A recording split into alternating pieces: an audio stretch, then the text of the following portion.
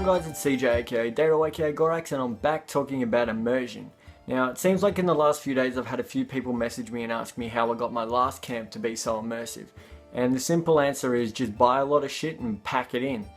My car was completely chock-a-block. I went up there with my friend and we ended up doing a lot of work to actually make it what it was.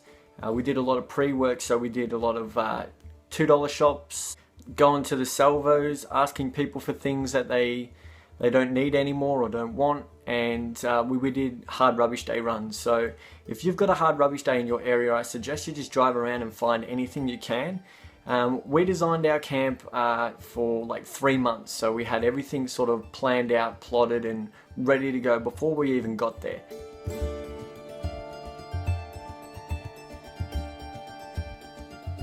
When we first got there, we decided that the best option was to set up all of the reed walls first, figure out where the camp was going to be set, and then place everything in the middle of it. The fireplace is going to be the feature of everything. I wanted the fireplace to be 100% immersive. Not a single thing on it was allowed to be modern.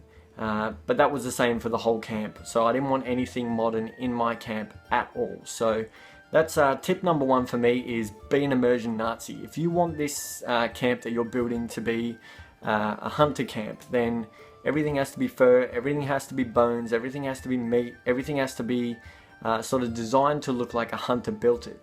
If you're sitting there in a hunter camp and you've got fancy tabards and all these fancy goblets and everything, why would a hunter need all these things? It doesn't make sense. So I designed everything to look the part. So my fireplace was completely made out of wood. I had a firewall made out of wood. I had a kitchen on top made out of wood.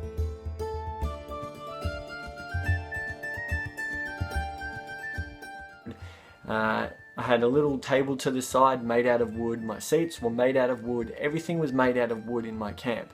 I had the awesome big tent at the back, which we did have immersive for a little while, but once you start rolling around in, oh, that sounds bad. But once you start rolling around in that thing, that still sounds bad. Stop saying roll around. Once you in that thing for enough, you do mess it up and it gets shit everywhere. So you can't really keep your tent immersive unless you're sort of by yourself and you've got enough storage. Next quest, I won't have such a big bed. I've got a single bed that I'm going to cover in furs, but it's going to be a lot better next time. So tip number 2 for creating immersive stuff, have storage. If you don't have storage, things that aren't going to be immersive, like eskies, things like that, are going to stick out like dog's balls. So don't allow yourself to come to an event where you want 100% immersion and leave yourself short on storage. That's the main focus for me. I actually had making sure that everything had a cover. If you've got an esky, don't let it sit there as blue. Cover it with fur. Cover it with a $2 jacket from the salvos. Just put some old raggedy crap on top of it. It doesn't matter. As long as it's not visible, it's immersive.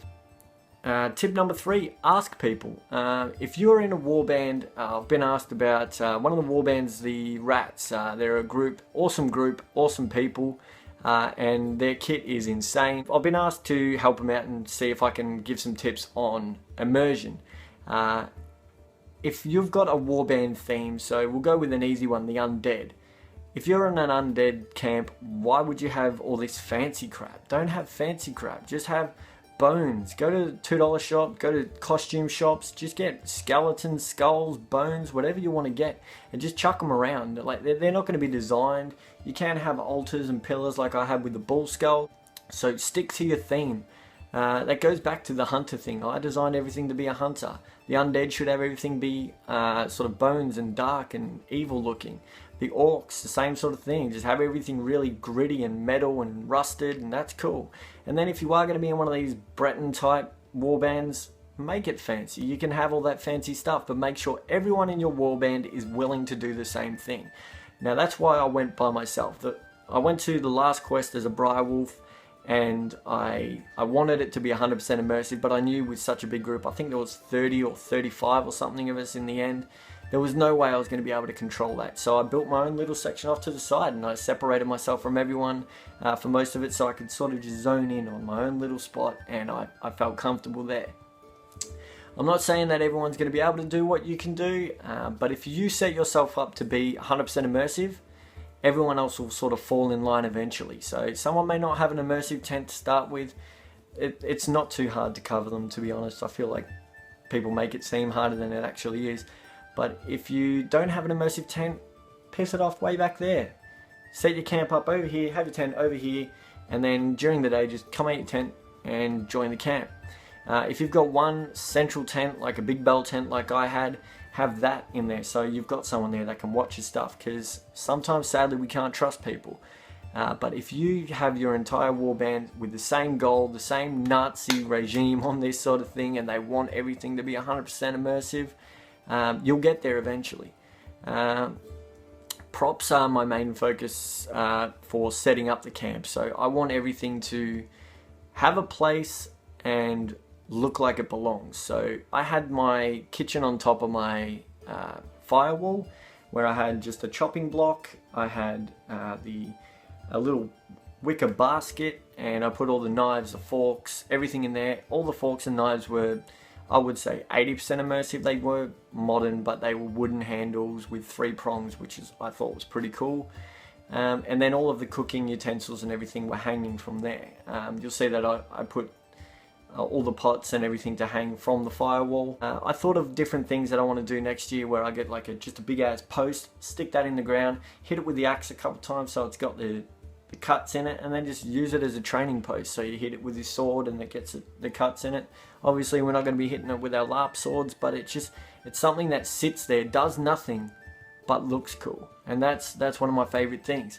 Al from Free Company lent me 2 little traps, little clampy rabbit traps, and I just had them hanging there. And when people walk past, I'd see people touch them, and they understood why they were there, because I was in a hunter camp. It made sense.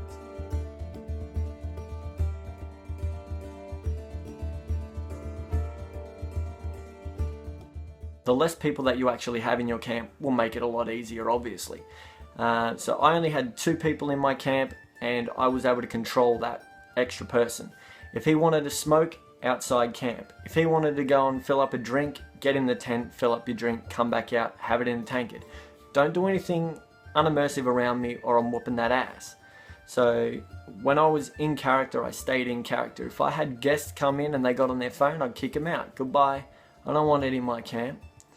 So if you are looking to do something like I did, and I'll show the video of what I did, definitely you have to go hardcore with it. You have to be mean. You have to tell your people, if this is what we're doing, you're doing it. You don't half-ass this. This is something that you have to stick to, and make sure that you make the most of it. Buy a lot of props. Buy a lot of reed walls. Reed walls will come in handy.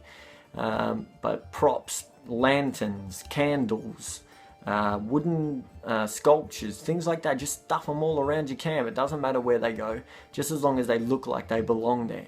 So if you are looking for an immersion camp, definitely come to me. I'll have a chat with you. I'm happy to share my tips. I'm happy for people to do the exact same thing that I've done, because each year I'm just going to keep going up and up and up, and I'm going to make it more and more immersive every single time.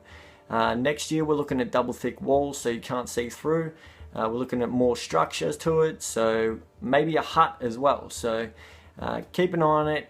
Definitely next quest is going to be something big, so if you can't make it, you're missing out. It's one of the best events that I've ever been to. I seem to be considered some sort of immersion king at the moment, but a lot of people are asking questions, and I thought may as well share what I think. So thanks for watching, guys, and hopefully I'll see you in your badass looking camp. Peace.